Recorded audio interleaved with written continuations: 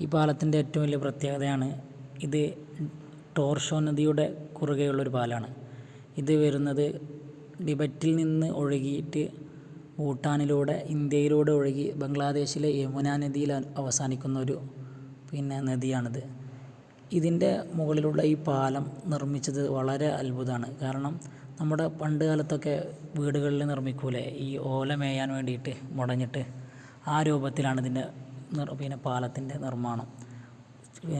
മുളകൾ ചീളുകളാക്കിയിട്ട് ആ ചീളുകളെ കൊണ്ട് മുടഞ്ഞിട്ടാണ് ഇതിൻ്റെ പാലം നിർമ്മിച്ചിട്ടുള്ളത്. നടപ്പാത രണ്ട് സൈഡുകളിലും കൈവേരികൾ നല്ല രൂപത്തിൽ കെട്ടിയുറപ്പിച്ചിട്ട് നദിയിലേക്ക് നല്ല ആഴത്തിൽ മുളകൾ തറപ്പിച്ചുകൊണ്ട് അതിൻ്റെ മുകളിൽ മുളകൾ മുടഞ്ഞുകൊണ്ട് അത് നിരത്തി വെച്ചിട്ട് അതിൻ്റെ മുകളിലാണ് ഈ പാലം നിർമ്മിച്ചിട്ടുള്ളത്.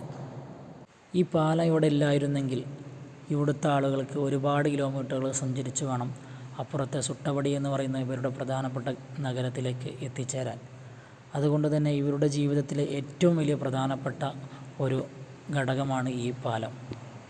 ബംഗാളിലെ പുതിയ വിശേഷങ്ങളുമായി അടുത്ത വീഡിയോയിൽ കാണാം.